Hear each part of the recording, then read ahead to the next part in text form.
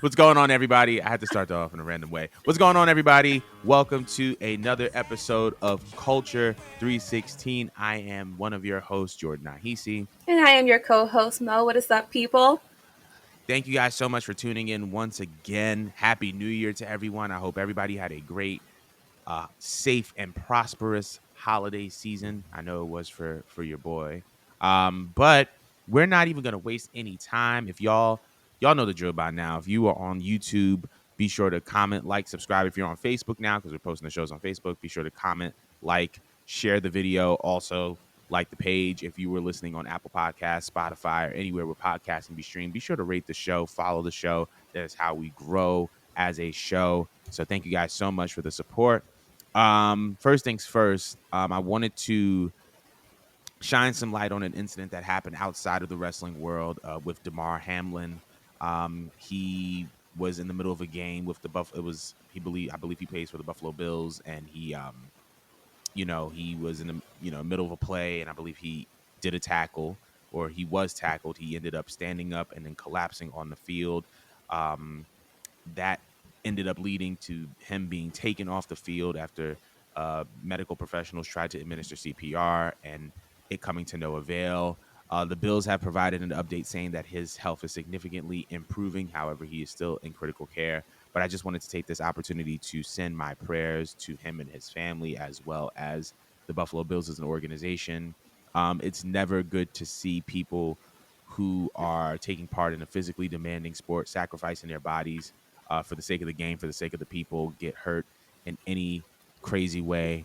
And I just wanted to just send my prayers and my love to him. And we at Culture are sending our prayers and our love to him. So prayers up for Damar Hamlin. But we're going to move on with the show.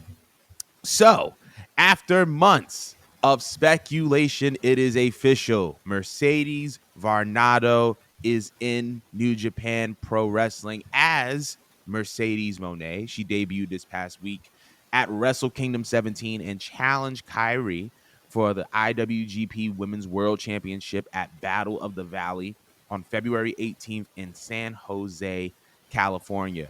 Obviously, we have been very much looking forward to the debut or the return of our girl Mercedes to the world of professional wrestling. And I wanted to know your first impressions on her debut and just how do you feel that she's now officially back in a wrestling ring? Well, first and foremost, I had goosebumps when she came out, just because I feel like we all been anticipating this moment and it's finally happening. But let me just break it down. For me, first of all, with the presentation when she came out with her music, love the song. I love it, and I love how Sasha's known for being a little corny, so she has that little annoying thing she does, and she just puts the Monet in the middle of the song, and it's kind of cute. Because she's just known for being this funny and quirky and annoying, so I liked it. It goes with the name, obviously. I love the new name, Mercedes Monet. I think it rolls off the tongue very nice, and I like that she's staying true to her brand, being that everywhere she goes, she reps Mercedes now, so love that for her.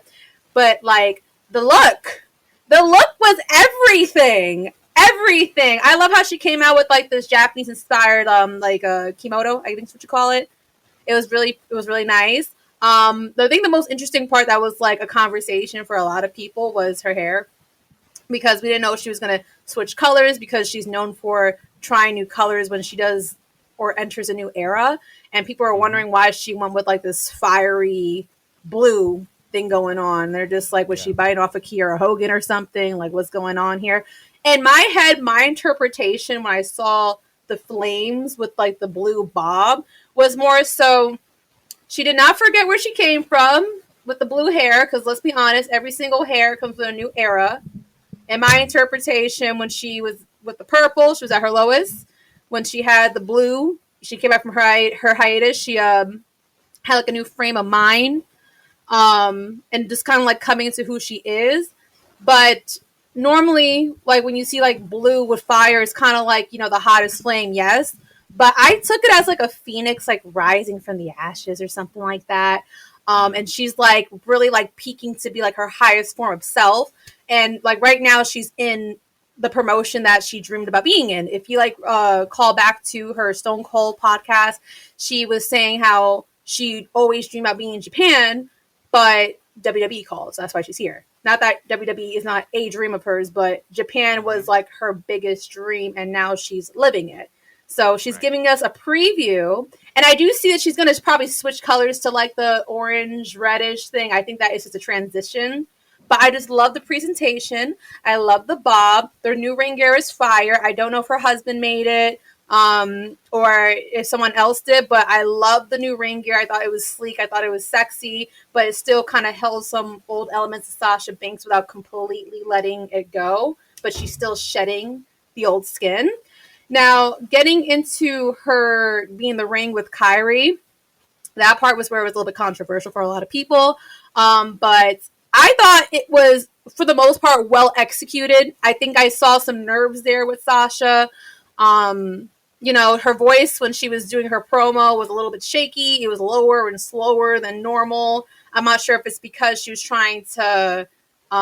She could have been nervous, but I also kind of interpret it as, all right, maybe she's trying to adjust to the new audience and speak Yeah. a little bit differently. I think that in Japan, when I notice promos, they speak a little bit slower. Not because that they are slow, but just a different tone, a different vibe, a different audience.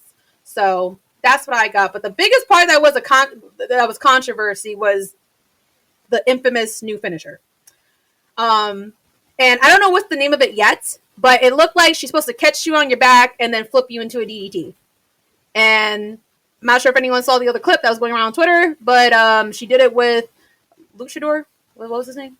You I know, forgot his name. I Honestly, forgot his I'm name. 100% for that. Yeah. But she did it with him, and it looks like it's supposed to be a move where you both switch at the same time. If you don't switch at the same time, it's easy for it to look sloppy. Kyrie kind of just fell down, and I don't want to blame either party because, I mean, it's a new move. It's kind of contrived, in my personal opinion. The girl is doing it in heels, and she hasn't been in an actual ring, and now she's in a new area in Japan's equivalent of Wrestle Kingdom. I'm sorry, WrestleMania, and she's doing this new move. And I honestly gotta give her props because it's a move that I never seen before. I don't know where it derived from, but I give her props for like really like coming in and trying to invent herself and give us something completely new. I think a lot of people expected a bank statement. So I respect it. I feel like a lot of people are harsh on her, saying like, oh, she's a botch master. This is why, like, if this is what you guys want to sign up for, this is what you guys got excited for. Like, y'all just haters. Come on now. Like, that was fire. The whole entrance was fire. The presentation was fire. And you know what? It was a little sloppy, but she got the fuck up like a star and she handled it. She handled it and she walked off like a star. So I thought from beginning to end, it was almost perfect. It was almost perfect, and it made me excited for more because it's two people that we've seen in WWE, and we know that their work rate is like top tier, like shit. So I'm hyped for it. I think she deserves it. I think people need to lay off. What did you think about Sasha's presentation, or not Sasha? Sorry, Mercedes Moné. I honestly loved the presentation. I think that it's very, very very easy to not take into account that wrestlers are human beings as well. And because of that, when people mess up, especially when black women mess up, the world tends to be hypercritical. I thought that it was the perfect way to present her. The first thing that I noticed, um, as you said, was the Jesus, yeah. The first thing that I noticed was that entrance music because it was sampled from something. Like I heard the melody and I heard the track, and I'm like, she definitely sampled something, and I was like, that's bread. So I know that she put her mainstream resources to work I on think that Twitter one. said crisscross. I don't know what the Yeah, song yeah, was. yeah. That's what it was. Jump, Okay. probably jump because it sounded like the sample from Jump Jump. So Oh, okay, that's what it was. All right, it was go probably on. that. But I love the presentation. When, like you said, I feel like she was speaking slower. It was, but the reason why I think it was she was just being more conscious of the Japanese audience. If you notice, a lot of New Japan wrestlers who are English speaking tend to speak a lot slower than how you would speak in America. Just because you want to be considerate of that audience. Not everybody's English speaking. You want people to get a chance to understand what you're saying and kind of be able to follow along. So I think it was that. Obviously, the botch was super controversial, and as expected, it was a new move. and the fact that she is trying something new. And once I saw that clip on Twitter, I thought that move was tough. And once she's gonna land it, once she lands it and it lands perfectly, it's gonna hit because that joint is so tough. This also just like leaves me very, very excited for their match on February 18th at Battle of the Valley, because we both know that like Kyrie was a phenomenal talent in WWE. She's been overperforming in New Japan, and she's had incredible matches in NXT, incredible matches on the main roster, good matches in Japan. Obviously, the Sasha Banks resume speaks for itself. The Mercedes Varnado resume speaks for itself when it comes to matches. One of the people who has been able to consistently produce some of the greatest women's wrestling matches of all time. So when it comes to their match on February 18th, I think it's going to be phenomenal. But going back to the presentation, I think that she was presented as a star, which is exactly what she should be treated as. You bring somebody like Mercedes in, she automatically gets put in the main event spot. No questions asked. And so I think that this is really, really dope for her. Really, really exciting. Like, once again, I love the hair, the outfit, everything. It felt like a new version of her, which I think is what you can, the most that you can ask for. Also, sidebar on that, shout outs to Naomi and Bailey for popping up and being by her side and supporting her in Japan. Um, this is something that's a monumental moment in her life, and to see two of the women who are arguably her best friends be there to support her, I thought it was just really, really heartwarming. That picture with Sasha, Bailey, FTR, and Naomi just really, really like tugged at my heart. It was so nice. It was so dope. Um, and I'm just very, very excited to see where Mercedes goes next. And speaking of that, hold on, my bad. I'm just Speaking of that, she had a post-show press conference. Mercedes had a post-show press conference after Wrestle Kingdom 17, and she said that New Japan Pro Wrestling was lucky to have her first, and also stated that this is just the first stop on her tour of world domination. So now that she's in New Japan, she has the title match February 18th. Where do you think Sasha shows up next? Where do you think Mercedes shows up next?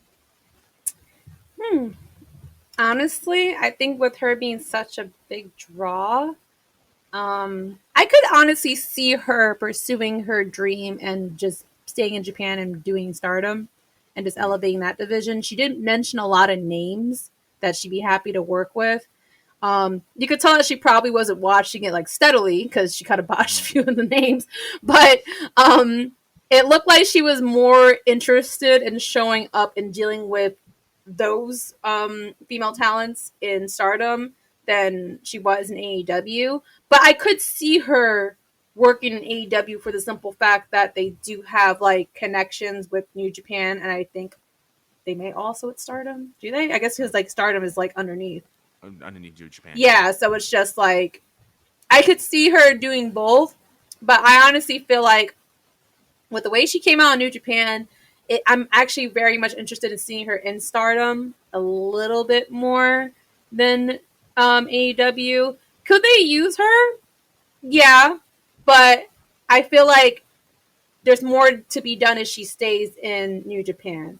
If she does Mhm. go to AEW, there's only like a few talents that I feel like I'd be very interested in seeing her work with. But I feel like considering with the whole way she tried to reinvent herself, and I don't want to say exactly simulate to the culture, but like she tried to like really like readjust herself to be tailored for this audience. It just feels like she's trying to prepare to go there after what I saw. Because in my head, when I first saw her come out, I thought she was going to be the Sasha Banks that I remember. It's kind of odd for her to like tailor herself for the audience, and then she's more likely going to have to switch back unless she develops another character of some sorts Mm. for AEW. But that's Gotcha. where my final answer is. Stardom. What do you think? I think that she is going to stay in New Japan and Stardom and work with that division. However, AEW's in LA next week, and Soraya has been teasing this mystery partner, and we talked about this previously on the show, and I said Chris Statlander, but I think she's still injured. And based on the little segment that they had during Dynamite last night, Britt Baker was like, "Well, I'm the boss of the women's division." And then I when didn't see Britt that. chose Britt chose her partner, and it was Toni Storm and Sheeta. She was next to Sheeta and Toni Storm. Sheeta kind of cut Toni a little look, like type of situation, which leads me to believe that Sheeta is going to attack Toni Storm, and Paige Saraya is not going to have a partner, and then that's going to lead to Mercedes Monet being Saraya's tag team partner That would next be week when they go wicked. to LA. Now, am I saying that she's going to be permanently in AEW? Probably not, because I feel like she wants to be in a promotion that is focused solely on the women, and Stardom is a promotion solely on the women. You know what I mean? And the connection that they have with New Japan allows that women's division to be on a bigger platform. However, listen, if we know that, like, if there's anybody outside of WWE that has the wallet to accommodate Mercedes Varnado, it is Tony Khan. And the LA show is going to be one of their biggest shows to date, not just TV shows, but pay-per-views included, because they're going to be in LA with this new presentation and a new set, which we will get to later in the show. They're in front of these media execs, and to be honest, this is what's going to set the table for the next set of negotiations for AEW television, right? They're going to be in front of these execs, and they're going to have to give them a reason to extend their contract. They're going to have to give them a reason to pour in more money into the company. And I believe if you have the Young Bucks and you have the Elite versus Death Triangle in this seventh match of their series for the trios titles. You have MJF is going to be there, obviously, and obviously with this mystery partner, if we see Mercedes pop out, it's going to give the network executives a lot of incentives to invest heavier into AEW Dynamite and Rampage. And I feel like Tony, will probably shell out some bread and be like, hey, I'll hold you down. We'll talk about possibly signing later, but just pop out this one time and we'll make it work. We'll do. Oh my God, yeah! And then imagine her coming back with the belt, like if she does win the belt off Kyrie, and then her popping up. That's like really good, like double promo. Oh yeah, I can see. What if we had a Forbidden Door 2, and we have Mercedes versus Jamie Hayter for either the IWGP Women's World Championship or the AEW World Women's Championship, winners take all. We could have a situation like that. But yeah. I do believe that Mercedes' next stop is probably going to be AEW. Not saying that she's going to sign a long-term contract, or maybe she will. But I feel like as far as like the next stop, I think Monet is AEW. But want to know what everybody else is. In hers. Oh yeah. She's gonna be bouncing. Sorry, go ahead. No, go. I'm my bad. No, I was just saying, I can see that she's gonna have like an asterisk in her contract to where she's not gonna be signed to one location. She's gonna be flowing back and forth because she is gonna be like their it girl. I'm sorry. Mm-hmm. Go ahead and ask the audience the question. but we want to know from you guys, where do you guys think that Mercedes is gonna show up? Do you believe that she's gonna be in AEW this week? Do you believe whatever? Where do you think she's going to stop next? But we are moving on. So, that wasn't the only big development from New Japan's biggest event of the year. New Japan also crowned a new inaugural World Television Champion in Zack Sabre Jr. when he defeated Ren Narita in the finals of the World TV Title Tournament. He also was able to join TMDK, which is... Shane Thorne, and I forgot his other name, but he was able to join into a faction with them. And I wanted to know your impressions on it, because you had a little bit to say about Zack Sabre's hair choice on Twitter. Oh yeah, you saw that. Because at first I didn't recognize who he was until I saw the match. Because I remember seeing a technical wrestler when I first watched my first ever Wrestle Kingdom, which was 2 years ago, and he stuck out to me because I love technical wrestling. I'm a sucker for technical wrestling. So I didn't recognize him at first because he had this Slim Shady haircut going on. I was like, what midlife crisis is he going through? Not the midlife crisis. It was, I'm sorry. The blonde tips really threw me off. It distracted me for the first 5 whole minutes of the match. I just couldn't stop singing the hook to Slim Shady. I cut it throughout the match. But was it a good match? It was a great match. Now I never seen that belt before in my life. It was the ugliest belt I think I possibly ever seen. Is it meant to look that? It looked very old school. Is it meant to look that way? To be like a square block? I don't know, but I guess they were trying something new because like all of their titles are IWGP titles, and like that was a committee all within itself. So I'm guessing since like New Japan had more creative control over this belt and the development of it, it's like it was just kind of like they were the ones that kind of put it together. So I don't know what the intention was behind it, but It was giving truck driver. Like I couldn't get behind it. Like Japan's known for driver. these no, it just did. Like Japan is known for like these big, beautiful, heavy belts that are just embellished and they're just lovely. Like how if you gave me the choice between having like the New Japan heavyweight belt versus like the original world heavyweight championship in WWE, I might actually go with the New Japan one because it just like looks like rich. Like it just looks like a championship belt. This one I just thought I didn't think it was pathetic. I just thought it was just like hideous and it looked a little too old school with just again the squareness of it.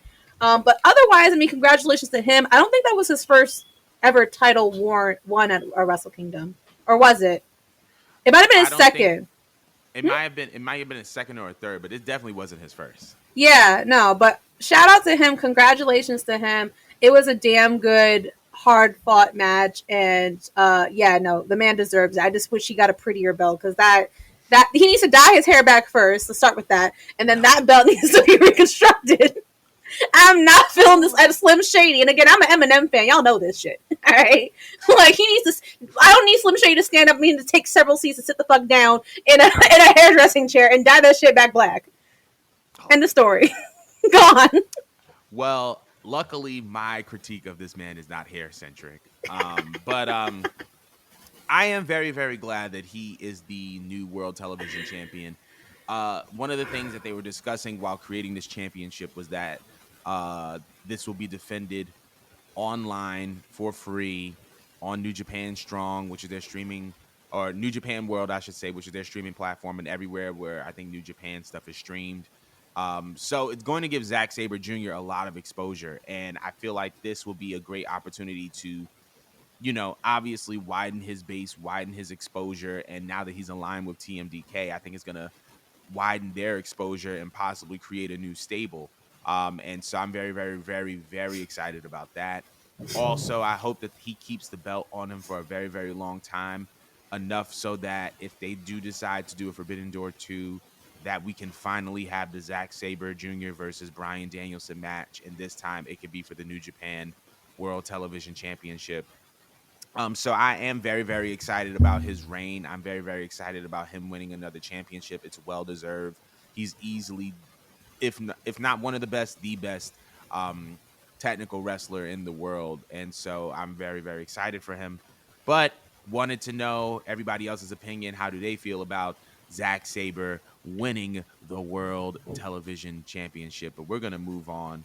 So obviously, the biggest story of the night. I mean, obviously, you had the Jay White versus Kazuchika Okada match for the IWGP World Heavyweight Championship, which had a very, very interesting end to it. But the biggest story of the night, Kenny Omega, Will Ospreay, IWGP United States Heavyweight Championship, and what critics are calling an absolute classic. Some people are saying that this was Kenny's best match since his match with Okada, which is a very, very heavy statement. Now, I am still actually watching the match. I'm not at the moment. I'm clearly recording. But, like, I'm still watching the match. So I'll have a more educated opinion when I finish it. God bless you. But, thank you. But I wanted to give Mo the floor for her to share her impressions on the match because you have had a lot to say. Oh, I just love this match so much. Like, besides Mercedes, man, like, this was the match that, like, I was fiending to watch. Like, fiending to watch. Mainly because we know that these two have, like, a history with one another. They genuinely do not fuck with one another. We covered that in the previous episode. What is the beef between Kenny and Will Ospreay? And I also got some, like, further information through a source about, like, why Kenny does not like Will Ospreay. And it started off with Ibushi. Apparently there was a spot that happened that did not go right and it left a fucking dent in Ibushi's head. and Kenny obviously has close relations to Ibushi. I mean, weren't they like the golden lovers back in Mm-hmm. Japan before? So yeah, that's where it started, and it kind of just snowballed into a lot more. And the way they built like the feud up between these two just made it just so much more exciting. And they referenced that. Not like in a promo, but what do they call it? The like The a media package. scrum. Huh? Sorry. Oh yeah, the press conference. Yeah, Yeah, the the media press scrum. Yeah. conference. Like that's what I think motherfucking I think Will Ospreay threatened Kenny with. But they also mentioned all the points that we said on the show about what Will has to go through versus what Kenny had to go through when he was in New Japan. That like, bro, like I've been holding this fucking promotion up on my own back. Like you don't understand. And on top of that, people keep comparing me to you. Like, I'm my own person. You know what I mean? Like it sucks when like you've been busting your ass off and you literally been like carrying this company through the pandemic and everything, and everyone keeps comparing you to the person that you just went after. Like it's like you're your own individual. You're building up your own little name, your own little empire. It's like people keep comparing you to him. So it just felt like he had something to prove because he wanted to just stop it all. You know what I mean? Yeah. I got emotional when I listened to that. And I watched the match. I was just like, "Oh, this is gonna be nasty," because they hate each other, and it showed during the match, y'all. The punches were stiff. The Mm. kicks were stiff. Like that little thing that they normally do when they bend you over and they do like the little kicks, the little soft kicks, and they kick you actually Yeah. in the face. No, he was for real kicking him in the face. I was like, bro, there was some spots where I was just like, I can't tell if like they were just being like clever with the way like they were trying to counter, but there was like this one spot where I think that they were on the apron and Will Ospreay was trying to go for an os cutter, and for some reason Kenny just decided to use his knees. It's just like, why would you use your knees? I felt like that was on purpose.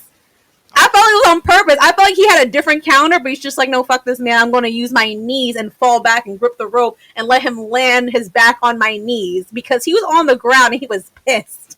Will Ospreay looked pissed. Play that back. He looked pissed.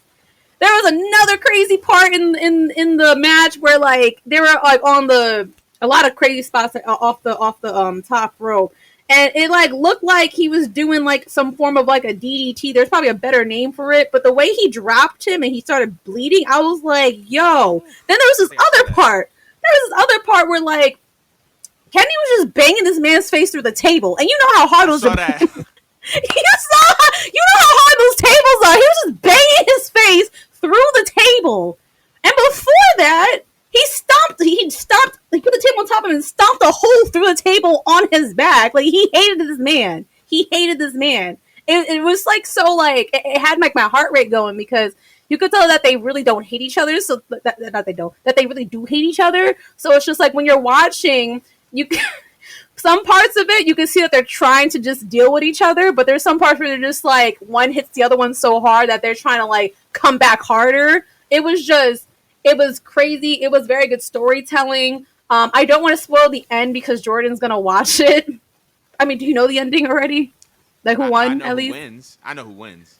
Yeah, the storytelling in the match was just so beautiful. The pacing was like perfect. It definitely picks up and gets crazier at the end.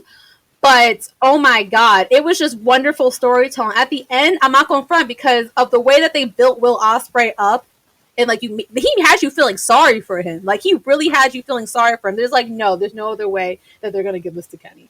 No, but they ended up giving this to Kenny, and it leads me to think. It leads me to think that there has to be like some form of a trilogy or something going here that they're going to take this Absolutely. and run with it because the first time I didn't understand it, and that's why I have to go back and rewatch it. At first, I was pissed. I was mad. I was just like, "Why would they do that? Like this could have been the end to a beautiful story." But I'm like, no, this is the beginning to like one of the greatest feuds since Kenny and Okada. You know what I mean? Here, I was gonna say. Here's what I will say. Even though I'm still watching the match, Yeah, go ahead. the moment that I found out that Kenny won, I feel like that was part of like the business arrangement between New Japan and AEW. Really, It's why? like if we because it's like Kenny is one of your biggest like Kenny, regardless of what's been happening over the past 3 months, 4 months, Kenny is one of AEW's biggest stars. So it's like if we give you Kenny, Kenny can't lose. Kenny got to look strong. We'll bring in, and 9 times out of 10, what's probably going to happen is, it's just my prediction. There's probably going to be a rematch on Dynamite or big AEW pay-per-view, and it may culminate at Forbidden Door if there is a second Forbidden Door. That way, New Japan gets theirs, AEW gets theirs, and then they both get the final. I That feel like makes that's sense. fair. I feel like Yeah, that's fair. because the So way that they had Will Ospreay lose, it made him look like he went out like giving it his all, like he exhausted himself. And there was a point where at the end you thought that he had it. You thought that he really had it in the bag because he like put the last like ounce of like the last health point he had left. He just put that into what he was doing with Kenny, and then Kenny just got the upper hand. So like it wasn't like an outcome where it just looked like, yeah, he did win clean. Don't get me wrong, Kenny did win clean, but it's not like Ospreay didn't go out fighting with everything that he got. You know what I mean? So it does make sense to leave that wiggle room so that this could be brought over to AEW, or this could be like a 3-part thing. Which I think it actually deserves to be. Like, once you watch it, you're going to be mind blown. I just thought the ending was perfect. I thought it was wonderful. I'm not sure if you watched the post-match conference. Did you watch that? Did you? not between Kenny and Will. So Yeah, you gotta watch that one when I give you a chance. That made me emotional because what happened to my mic? Do you hear me? yeah, I can hear you. Okay, I don't know what the hell happened there. I heard feedback and then stop. Anyways, I was listening to it, and God, like, that just got me in my feels because Will, the way he handled the loss, I mean, I'm not sure if he's just that good of a freaking actor, man, but the way he just handled the loss, it just seemed like he had something to prove, not to just everyone, but like to himself, and he failed. And it had me emotional, man. And then just to just like throw salt into like the wound of this man sharing his life story. They had Kenny come out and just basically just say like, now you see, like, now you see through the bullshit what I've been trying to say about this place. You know what I mean? You're all the same. You're all the same. Like, it's so perfect. He's such, like, I forgot how good of a villain that Kenny was in New Japan, but like when you watch that like post like match conference, and I don't want to spoil it, like, you just need to watch it. Just, it's really fucking good. It's just that like Kenny just throws salt in the wound of this man's sad ass life story about how he basically just failed Japan. He just failed himself, man. Like, he was just like breaking the fourth wall of how shitty this place fucking is, and that he just had to just come here and beat your fucking ass so you could see it. You know what I mean? It was perfect. It was perfect, and I can't wait to see these two go at it again, and possibly one more time. But everyone needs to watch that match. If you don't watch Wrestle Kingdom at all, people, at least watch that match. Like, I promise you, it's like already match of the year in my eyes. Like, Dave Meltzer better give me like 6.5 out of stars for that shit. Anyways, I'm gonna leave it at that. I'm gonna watch the match, but let us know what you think about this match in the comments as well. But moving on. yeah. So while we're on the topic of Japan, we cannot forget that WWE superstar Shinsuke Nakamura faced the Great Muta in his retirement match at Pro Wrestling Noah on New Year's Day. Many wrestling fans claim that Pro Wrestling Noah presented Nakamura as the superstar that he should be presented as in WWE. So my question to you is, do you believe that WWE dropped the ball with Shinsuke, and do you believe that it's going to change under Hunter's rule? Yeah, I really feel like Shinsuke felt very regular when he came to the main roster. And I noticed it as soon as they changed his music, and I had a feeling it was going to happen as soon as they changed his music. Not that I don't like the Korean rock, or not Korean. What is it, like Korean rock? Is it? I forgot. Japanese. Some Japanese rock. It was really good. It was really good. I had a feeling as soon as they tailored that he just wasn't going to feel the same, and I think that they tried to do a callback with AJ and Shinsuke, and it still didn't feel the same at all. It was nothing like what they did. Shinsuke just felt like, to me, more of a comedy act. They kind of made him more act like the stereotype. My Give me one moment. My freaking charger fell out of my laptop. But yeah, no, it just felt as though that they didn't want him to feel better than AJ for some weird reason. Again, I'm not sure if it was like a cultural thing that Vince just didn't get Shinsuke, but the best he was as far as WWE goes is like when he was in NXT. I think if you gave it some time, Hunter probably would attempt to fix it so that Shinsuke doesn't attempt to go anywhere. Because if I was Shinsuke, I'd be pretty pissed off of everything that you know I'd done in Japan and just flying all the way out to America and going to WWE, the promised land of all pro wrestling, and someone literally just kind of just fizzles out all of your work.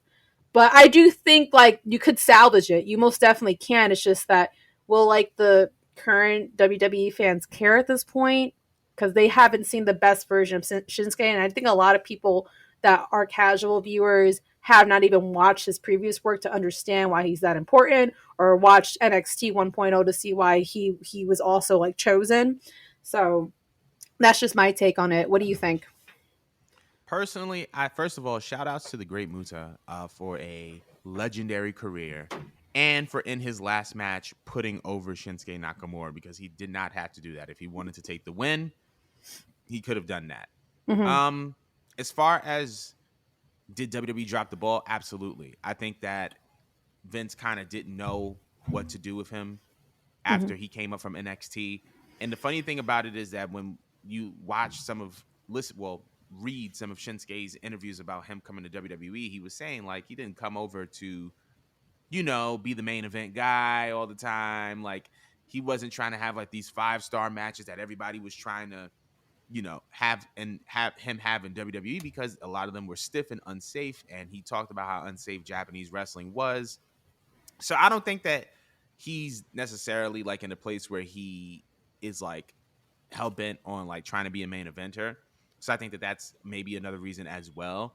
However, I do believe that WWE still dropped the ball on him because even though that may have not been his intention, he was naturally a main eventer because of how naturally charismatic he was and how Mm-hmm. good he was. Mm-hmm. So I also believe that Vince dropped the ball when he came to the main roster. I do believe Hunter can rebuild him. I do believe that there are things that he did in that match against Muda that he can carry. I would love to see Shinsuke with the Green Mist. Oh yeah. That's because that's what he did to take out the Grey Muda was that Mm-hmm. Green Mist. I would love to see Nakamura incorporate that into what he does at WWE. Is kind of like him kind of carrying on his legacy. But I do believe that it is not too late for him to be rebuilt and presented in a way that the WWE fans can care about because I feel like people love Shinsuke and rightfully so. He's so good. He's so charismatic. He's great in ring. He can put on great matches, but just let Shinsuke be Shinsuke. And I think Mm-hmm. that the WWE will have another star. But want to know what the people think about this. So let us know if you believe that Shinsuke Nakamura can be rebuilt in WWE. But we're going to be moving on. So last night on AEW Dynamite, they were in Seattle. It was the first AEW Dynamite of the year.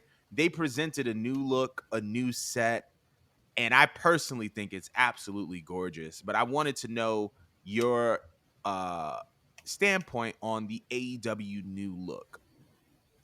I want to open up this picture so I can look at it again. Um, I like it. Like I said, I thought before it looked really cheap, very indie like. It did not look like a freaking billionaire owned this company. Like I said, if I were to like have a casual watch AEW, they're going to just naturally assume based off of the way that the stage looks that all right, like this company probably doesn't have a bunch of money. It's definitely not like what WWE is.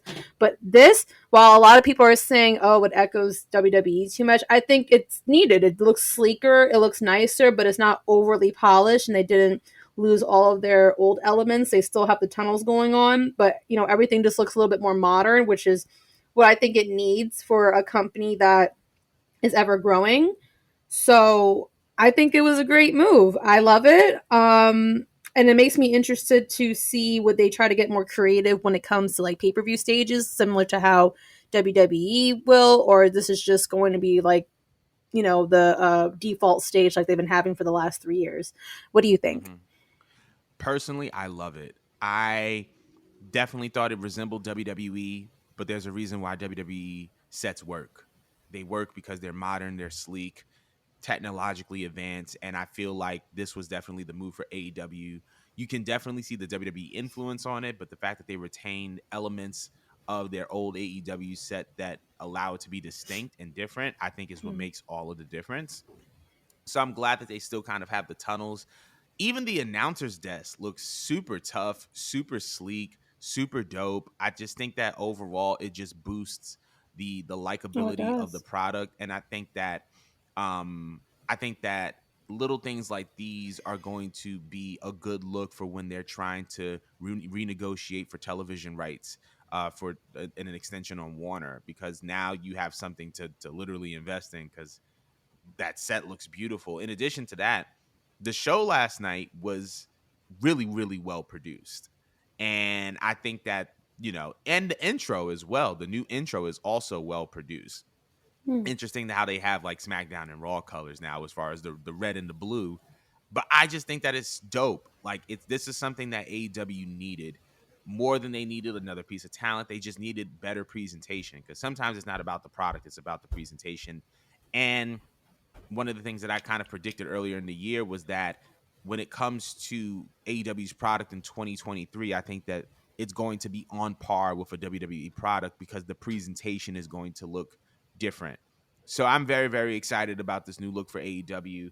Want to know what everybody is feeling about this new look from AEW, but we're going to move on. So, speaking of AEW, let's talk about their tag team champions, shall we? Because everyone loves the Acclaimed except for Karen Jarrett.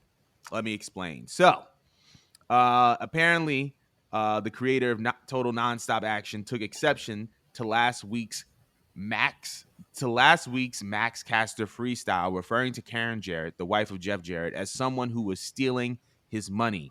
This led to Karen Jarrett storming the internet, exposing details of her previous marriage to Kurt Angle after stating that she had taken the quote unquote high road for too long. According to Karen, Kurt Angle had multiple extramarital affairs with former WWE superstars Kelly Kelly and Dawn Marie. Kelly Kelly ended up taking to Twitter in response to Karen, saying that there was no form of extramarital affair between her and Kurt Angle. Um, and on top of that, Kurt Angle actually responded to this and saying, like, when somebody's using your name from 12 years ago, like when somebody's using your name from an incident from 12 years ago to get new heat, like essentially just kind of voicing his displeasure here. But um wanted to know like your takeaway of this entire situation, because this is sticky. This is sticky, and a lot of moving pieces are involved. So Well, first off, don't shock me just because almost all wrestlers are whores.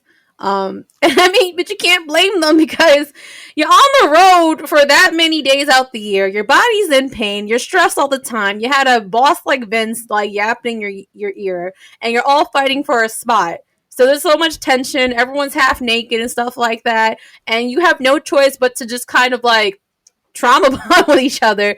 And on top of that, they had like the finest of women back in Kurt's day. And Dawn Marie, ooh, I know a lot of people when it came to like expose, their eyes were on Kelly. My eyes was personally on Layla, especially, and Brooke. That's just personal preference, people. If that's the lineup he got, then good job, my boy. Good job. Like, what? That's good. Kelly Kelly? You got a piece of Kelly Kelly? But Dawn oh was fine man. too. She's very underrated. She's very underrated. And she wasn't even there for a long time. So again, good job, my boy. But my thing with her, cheating is not great, y'all. I'm not condoning cheating, but Right, my right. thing is that you're coming out about it now. For what? What does that do for you coming out about it now? Do you want our sympathy? Do you want us to care? Like, it's so odd for like to choose now. Like what you said, like 12 years past a decade. That's just weird energy to me. It just comes off like you're bored, you're irrelevant. You see that your ex husband or whatever. They're divorced, right? right? Well, Kurt and That Karen are divorced. Yeah, okay. Like that you just see your ex-husband like doing well for himself despite the fact he's not wrestling anymore, that everyone loves him, he's very beloved. I feel like it just comes off like you're bitter, you're spiteful. Even if it's true, it comes off like you're bitter and you're spiteful and you just want attention. And it's just like if it was that serious and it really bothered you, take it up with a therapist. Cause crying to the internet's not gonna do nothing for you, ma. It's not. It's not. You know, you're gonna get some, some sympathy tears or whatnot, and some people be like, "Oh, Kurt Angle's a bad person." But at the end of the day, if you be realistic and you go down the line for most wrestlers, a lot of your faves were whores. I mean, John Cena was a whore at some point, and he was like the face of the company. You know what I'm saying? Right. You know what I mean? But that's just it's kind of life. She kind of needs to put on her big girl pants, and again, she needs to go on BetterHelp or some shit like that. Go find you a therapist, mom, because like going to the internet just kind of makes you go out more sad. Because why, why Right. bring other people into this? Like Kelly's married right now. She is working on having a kid. Kurt has moved on, had his own family. It comes off like you haven't moved on. I'm not saying what he did was right. It's not, but it's just like you need to go find a different means to heal instead of trying to drag others into it and just create unnecessary drama. Because what is there to gain out of it? You're not even getting any coins out of it. Like you're not. You're literally not. It's nothing but Right. just temporary clout. And I promise you, we're all gonna forget about this by next week. So what was the gain? What were you bored? Are you bored? That's just my take on it. But what did you think? Man, some people just need to pack it up. Honestly, we all know that Max Caster comes out. He does these freestyles. He's normal. He's naturally disrespectful, and it's only when you do stuff like this. And I think that she was showing her displeasure or disdain for it.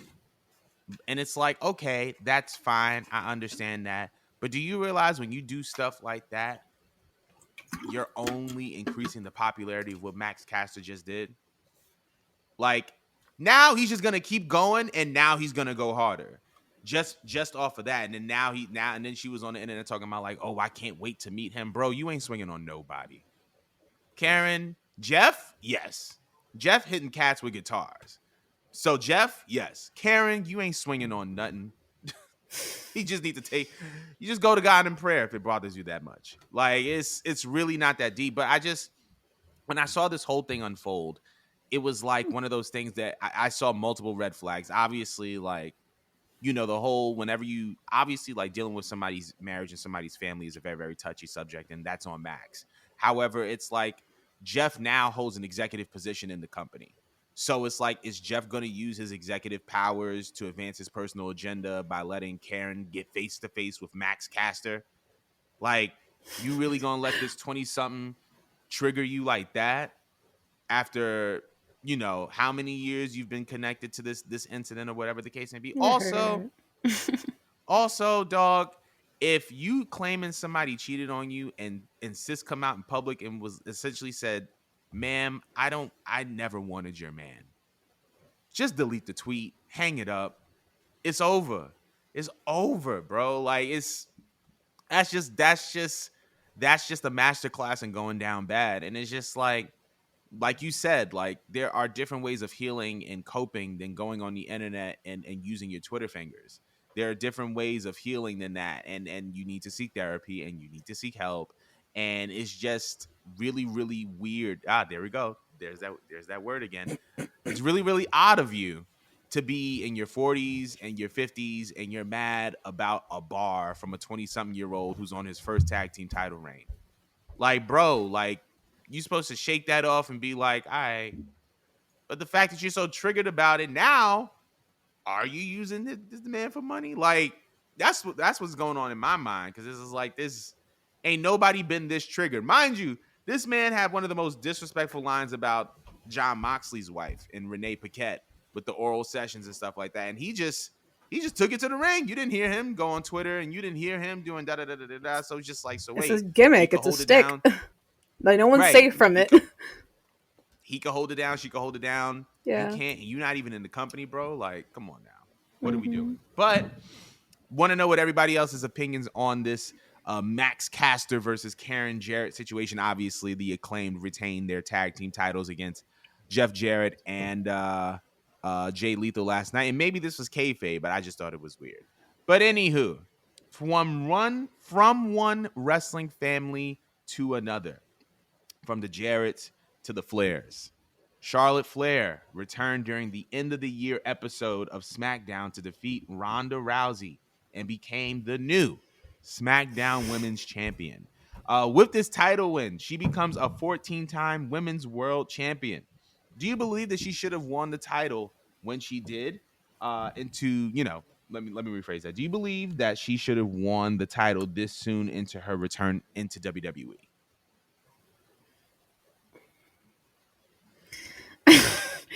I, and I'm so stressed out. I'm so stressed out just because I can't stand Rhonda. Y'all heard me bitch about Rhonda for all these weeks and months, and it's just like, yay! Like, you closed the door on one problem and you got the belt off Rhonda, but you wasted it on Charlotte. And it just seems as though, like, as things change, having Triple H here, the shit also is the same because she's been gone for like what 7 months, on this Mm-hmm. extended honeymoon phase. And, she comes back, she reinvents her look. I'm actually happy for her in that aspect, but to come back and like not even like really make it a feud and just hand her the title. Like if she would have won the title off of Ronda and they at least try to attempt to make a feud out of this, perhaps I could have like dealt with it a little bit better, but to just have her show up on her first night and just take the belt back, I was really irritated. I'm just like, why are y'all rushing for this girl to beat her father already? I'm not sure if she like is attempting to have kids or something soon and she really wants to settle down. That's what I'm starting to think.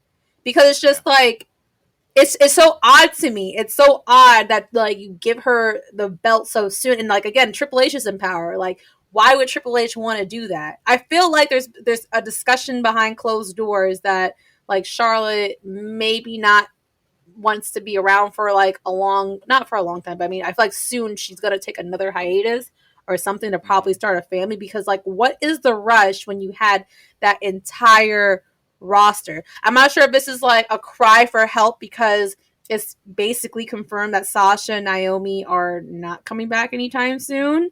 So like let's just build a whole brand around Charlotte.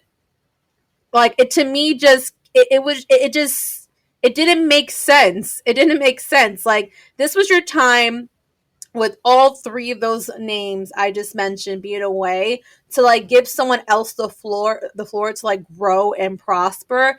And I just feel like that whole division feels like a waste. And it makes me like understand further why Mercedes just, cut ties. I get it. Like this is the shit you're gonna have her come back to. You know what I mean? Um, and again, Charlotte's actually not a bad talent. I only just dislike her off of her booking. Because I feel like she has the pull to at least say that this doesn't seem right. Like, you know what I mean? Like, if she was for the division, she would give it to someone else and have a feud with someone else. Let someone else take the belt off of Ronda, build that star up, and if you want to give it to Charlotte, have Charlotte get in the back line and work for it with everyone else. Why did she just pull up, get a title shot, and just win it on the first night? Again, like I feel like something is being discussed behind closed doors, and that she has to like be wanting to start a family or something soon. There's like no other way that you want to make her the face of your division all over again, and then you have her come back with this new look. Like it's just like I feel like it's really a response to the girls that everyone wanted to come back and take the belt off of Ronda. I feel like it's a response of that. And that's the part that just gets frustrating to me because it's just like, for what? Like, is it helping your company? No. Is it helping the division? No. It's still the same few females. At this point, if you're going to give it back to the same person or give it back to a person we already seen with the title, I much rather it been Becky. I much rather, if you were gonna pull that fuckery, I much rather it had been Becky. I would have been like, all right, eye roll. We've seen this shit before, but I rather had to seen a feud between them since they never really had like the proper one-on-one mom versus mom feud. And Mom versus mom is crazy. I I much rather have that bullshit, Oh God. but I Oh. can't. Like, and by the way, can I just comment on the outfit? It is tacky. It is tacky. It's a hybrid between like Michelle McCool and Jamie Hayter having a baby, and Charlotte does not have the ass for that. I'm sorry. If no one's gonna say it, I will say it. Like, she you mean tell me that people sat there and looked at her and designed that outfit and thought that yeah, that makes sense. Like, I hated it. I hated it so much. I appreciate her taking off the goddamn robe finally, but I feel like if she was gonna switch her ring gear around and she was gonna drop the robe, there should have been like a symbolism. There should have been like something like a scene done where she could have had burnt the robe or something and just set it to flames or threw it into the garbage or something. I would love to have seen a nice transitioning instead of her just showing up and appearing in a new ring gear without the robe, because it just would have been like powerful to just know that, like, all right, I'm shedding the Ric Flair shtick and I am now just Charlotte Flair. Like, get used to Right. just Charlotte Flair and associating, but just like women's wrestling with just me and not that okay, that's Ric Flair's daughter. So that's just that was my other little ick. But what did you think about this fuckery?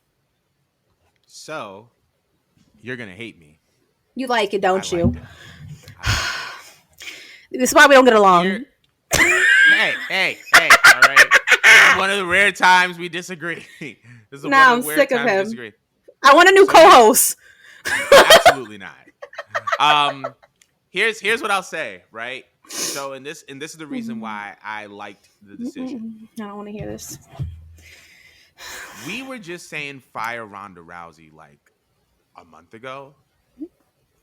So it's like, okay, I think the priority is to get the belt off of Ronda. If I'm Triple H, if I'm creator, it's like I got to get the belt off of Ronda, right? So it's like now I got to get the belt off of Ronda. What's the next line of thought? Okay, who are we gonna give it to? We gonna give it to Shotzi? Are we gonna give it to Liv Morgan again, even though people were sick of Liv Morgan? Are we gonna give it to Tegan Knox, even though she hasn't really fully stepped into who she is? Are we gonna give it to Raquel? Are we gonna give it to Natty? Naomi isn't back. Sasha isn't back. If we take someone from another brand, people are gonna complain because it's like we made the draft for the reason. Why are we gonna be going back on the draft? Fans are going to complain about that. What's the easiest route? Okay, get Charlotte, bring her in, have her take the title off of Ronda now. I was like, okay, so that happens. What are the benefits of Charlotte having the championship? Well, she holds it until WrestleMania 39. Regardless of whoever wins the Rumble, they're probably going to have two formidable women's champion opponents, right? Like whoever wins and says they want to challenge for the SmackDown Women's title can go to SmackDown and they can face Charlotte. And for me, I'm thinking about Rumble winners. I would love to see Rhea versus Charlotte in person for the SmackDown Women's Championship now. I wouldn't mind seeing anybody who wins the Rumble going up against either Charlotte or Bianca. But now that you have Charlotte in the picture and she has a title, I feel like it makes it a lot more reputable. Now, am I saying that I'm the biggest Charlotte fan? No. I do think that she's one of the GOATs. I do think that she is in a position where she is very, very important and significant to the history of that company. However, I do like you said, I do believe that WWE is just like squeezing whatever they can out of Charlotte. And even Charlotte is squeezing whatever she can out of Charlotte because she's married now. You don't know when she's going to have a kid. You don't know if she's going to want to return to wrestling after having that kid. And so it's like when you have a talent like Charlotte operating on a timeline that she's operating, you got to get the most from her that you can. You got to think about it like this also. When did Sasha, Charlotte, and Becky debut on the main roster? Almost 10 years ago. They don't have the same amount of, obviously Sasha's in a different company, right? But Mm-hmm. but Becky and Charlotte don't have the life that they had 10 years ago. They're a little bit closer to the end than they are the beginning. Becky has been and there were rumors of Becky receiving offers in Marvel and taking Marvel roles. I assume that Charlotte would probably get into the same movie spectrum or another space where she would be doing something different from other than wrestling. And it's just like when you have talents like Becky, when you have talents like Charlotte, it's like, okay, what can we get from these girls and how can we get it and move on? I believe I would much rather have Charlotte as the women's champion than Ronda as the women's champion because I don't want to see Ronda at WrestleMania. I don't want to see Ronda versus anybody at WrestleMania with Ronda being the champion. Mm. I can tolerate more Charlotte being a champion going into WrestleMania because I feel like there's a greater opportunity for her to have a better, cleaner match than Ronda would have on that stage. If it's Rhea versus Ronda, if it's Rhea versus Ronda and Rhea's in that match based on what she did with Shotzi, I don't want to see her mess up on that level. I would much rather see Rhea and Charlotte. But that's just like my opinion and my take on it. But what were you gonna say? That's fair, but I thought about it as you were saying. I'm like, if you wanted to have someone win the Rumble and like have something new and have something fresh and have a different champion dethrone Ronda, you could have just had played around with the fact that she stemmed with Shayna and had like a Shayna turn on Ronda, and then that could have been like the birth of having like, you know, the Shayna that we remember from NXT if she won the Rumble, because that would definitely have reconciled the differences from the 2020 Royal Rumble where Shayna was supposed to win, but then they made Charlotte go over because fucking Charlotte. You know what I mean? And they could have had Shayna, and I could have had stomach that actually. I really could have stomached Shayna winning and seeing a turn and having Shayna win at Mania. But I just wish they would have like. But that would still give Shayna enough proper time to have been built up properly, and it just would have been something new and it would have been something fresh. And if you want to have Shayna run through the division, she can run through the division, or if you want her have her go up against Charlotte, that would have been cool with me. Because it's just like if Charlotte wins, then what do we do here? Because my biggest frustration with Charlotte is that her matches aren't bad. We know that she's good at wrestling. It's just that she doesn't really elevate the division in any type of way. And again, it's nothing new and it's nothing fresh. You know what I mean? Like, yeah. And I know Hunter's trying a lot of new things. There's a lot to clean up. He's done some good things in terms of like, you know, women's tag teams and try to make factions and give certain names shine. But I just felt like that this is like it was a missed opportunity to again properly do something with Shayna, because right now she's like freaking Ronda's lifeline. Yes. What if? And this is something that, and this is the reason, another reason why I wanted, why I can see a Charlotte, like why I would like to see Charlotte hold the title until Mania. What if they have the Rumble? Ronda and Shayna are in the Rumble. They're taking out everybody. Shayna throws Ronda over the top rope. Shayna goes on to win the Rumble. Mm-hmm. Shayna goes on to face Charlotte at Mania. Oh, that could work. And then Shayna wins. Because here's my thing. This is kind of very, very similar to the idea of the New Day winning the NXT tag team titles, right? Yeah. Because love New Day. It's never wrong when they win the tag team titles. But the reason why I was excited for it is that whoever beats the New Day is over. Yeah. Whoever beats the New Day is way more credible than they used to be. Mm-hmm. We've been consistently talking about how do we get Shayna back up to the level that she was at. Shayna beats Ronda. Okay. We already publicly, as wrestling fans, don't have the most positive perception on Ronda. She beats Charlotte at Mania? Different ball game. Different ball. You can always revisit Shayna and Ronda because they have a friendship. Yeah. Look at KO and Sammy. That's been revisited a million times. It'll always be fresh because there's always a friendship. They could have Shayna and Ronda in the Rumble. Shayna throws Ronda over the top rope. Shayna and Ronda have a match leading up to Mania. and Shayna wins. That builds her momentum. She ends up winning against Charlotte. Shayna then goes on, has this long reign, and then Shayna and Ronda have a match at SummerSlam for the title. You know what I'm saying? Like, you could always run that back. Mm-hmm. You could always revisit that. But if Yeah. the idea is to rebuild Shayna Baszler, it's going to mean way more for her beating Charlotte Flair than it does if she beats Ronda Rousey. Because to the public eye, to the WWE eye, Charlotte Flair has more credibility in a wrestling ring than Ronda Rousey.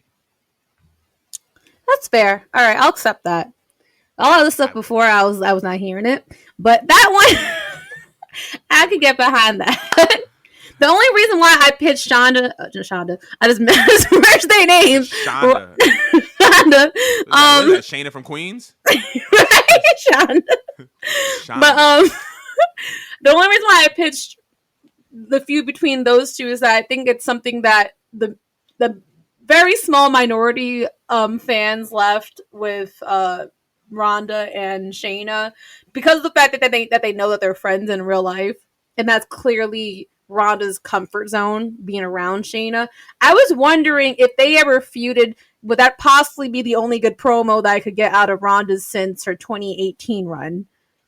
Considering that they know each other and they're comfortable and they both are MMA friends, so maybe they would try to tailor their match style for when they actually do feud to like have more MMA stuff, or maybe have like a more submission based match for them. Because if they had a match that was just based off of submission, that'd be tough. which we haven't seen a submission based match, I think that would have been iconic. And that would have been the only way you could try to like salvage Ronda, but have her like still lose and give Shayna the W. It's just that, again, we would have to stomach her. But I mean, the way you painted out with Charlotte, I can't be mad, because I mean, yeah, like I do want to see good wrestling matches at the end of the day, and it's to the point where I don't care if I miss WWE sometimes, if I don't want to deal with Ronda. Like, I'm sick of the women's division. But yeah, that's my little take on it. I think we missed a topic here. Did we? We were supposed to discuss Money in the Bank in London. Oh, yes. And that's how we're going to end the show. Yes.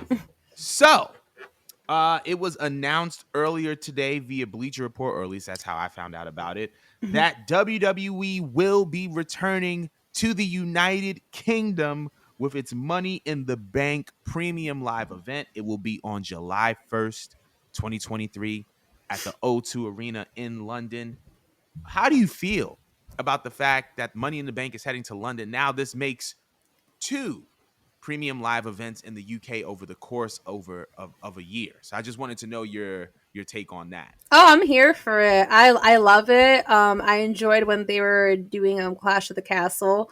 I thought the audience was fun. I love what they did with the stage there, and it makes me excited to see what kind of stage they're gonna rock with for Money in the Bank.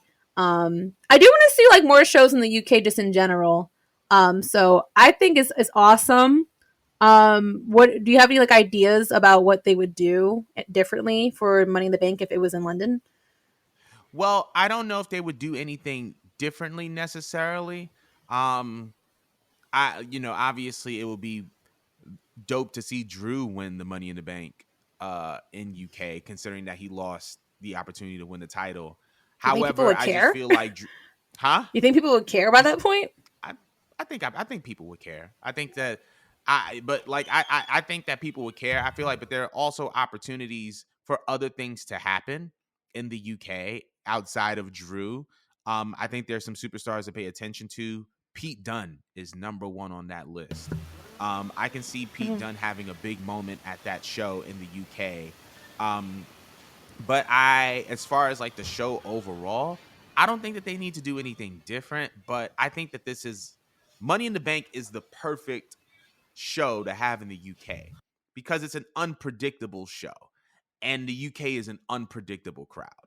And so when you kind of merge those two concepts and you mix it in with the fact that anything could happen at Money in the Bank, there's going to be 2 Money in the Bank winners. One can cash in that night. Another one can hold on to the briefcase. Championships are going to be defended. You don't know which is going to be cashed in on what, since now, Austin Theory tried to cash in for the U.S. title. It's like, oh, now somebody could cash in for an Intercontinental title. Somebody could cash in for, whatever. Mm-hmm. So I'm very, very eager to see what they do, but I don't think that there's going to be anything like significantly different. But the crowd is going to be a major, major factor I, into this. I only saw that because they put more effort with the stage, and then they had Tyson Fury come up. That was obviously like a Hmm. big pop of the show. And the pacing just made it feel like it was a standout pay per view the entire year. So I just feel like, Yeah. considering that it's a rarity for them to go fly out the country, to go to places like obviously the UK. I feel like there has to be something sprinkled in there to make it differently, because like, why did you Hmm. choose London of all places, you know what I mean? So I expect a guest appearance. I don't see Drew winning because I just don't feel like people would care, but if Pete Dunne won, that'd be something I definitely could get behind. I would definitely like to see someone from Europe in general just win something in the UK, because you wasted Broken Dreams, you know what I mean? So I personally can't care. I can't find a fuck to give. You can't play what? Ooh, Gunther versus Drew for the IC title in the UK. Ooh, ooh, ooh. I'm That's intrigued. I'm yes. intrigued. I'm interested in that. That Yeah. just randomly popped into mind. But keep going. What were you gonna No, say? no, no. Actually, I could actually get behind. Don't put him in the Money in the Bank, but give me a one on one, and I could deal with that. Give someone else the Money in the Bank, because me personally, I feel like Money in the Banks are just more interesting when like a heel wins. So Yeah. I kind of don't need to see Drew as a heel. I like him more as a baby face. So if you could give me like a heel Gunther with a baby face Drew, do what you will with that. That I could get behind. But like, save the Money in the Bank for someone else who doesn't get enough shine, who hasn't had the opportunity yet, because that's just what I feel like the Money in the Bank is built for. Hmm. That's my take. I was gonna say though, what do you feel about the fact that they've had two events over the course of like a year though? Like this is the second UK paper. I don't think that the WWE has done two events kind of in the same region, with the exception of Saudi Arabia. Do you think that it says WWE is kind of favoring the UK a little bit over other places in the Well, yeah, world, because it's or like safer. It's not as stressful to get over there. The crowd's like amped up. You don't have to throw as much money, because like when it comes to like Saudi shows, it's like you always have to have star power. That's stressful to try to call these big names up and try to get them to give a fuck to show up again, because at some point they don't care. They already have like something else established elsewhere, whether it's movies or whatever. You know what I mean? I feel like at some point it's gonna all fizzle out, because these people are getting older, and they all can't keep hanging. How many times you're gonna call? Well, Taker already retired, but how many times you're gonna call people back like Goldberg and stuff like that to show up? You know what I mean? They're running out of names to call, and it's gonna become more apparent, and they kind of need to focus again on different crowds. And kind of follow a similar formula to what they did with Clash of the Castle, because I just thought, to me, that gives back more to like the product. You know what I mean? I know that they get a lot of money out of Saudi Arabia, but it's just like I don't see that being a thing within the next 5 years. I feel like it's gonna have to like stop hmm. and take a halt. Because like, again, like who are you gonna keep calling? That's why you need to work on your freaking division, because you know what I mean? Like, another 10 years from now, like, what's gonna happen? Who are you going to call to get ratings up? You need to have people, now that are on fire, so that, you know when that time comes and you need a big name that's going to be a draw, and you have a newer form of audience that's coming in, that's growing up. You need that era, because they're not good at that point. They're going to be obsolete. The names that we pay attention to, that we know now, they're going to be so obsolete, or they're going to be old, that it's not going to matter. They're not going to draw a dime for you. So keep it in the UK. That's what I think. What do you think? I think you were spot on. The UK is a lot safer to get to and safer to navigate. Obviously, the UK and the US have positive relationships from a government standpoint because of Yeah. that. You don't have to worry about cats being left behind and Mm-hmm. all that. So, and you have multiple WWE superstars who are from the UK who have a strong relationship with that region, whether it's Sheamus or Pete Dunne or Drew McIntyre. You have like that relationship going, and you want to keep that going and strong. And just not to mention the fact that the crowds are just so amazing. And I feel like if, if they are committed to the UK long term, they're just going to want to do as many events there as they possibly can. So that's my take on it, honestly. But we want to know Yeah. what y'all feel. How do you guys feel about Money in the Bank being in London July 1st at the O2 Arena? It looks like that's going to conclude our show for the week. Thank you guys so much for tuning in. Be sure to like, comment, and subscribe. We're almost at 50,000 views on our YouTube. So shout outs to everybody that's watching on our YouTube. We've Hey. been posting a lot of content on there and a lot as well on our TikTok. My hard drive is starting to get better, so I'll be a lot more consistent with the posting and everything like that. But thank you guys so much for tuning in, and we'll see you guys next week. Whoa, whoa, whoa, whoa, whoa, whoa, whoa, whoa.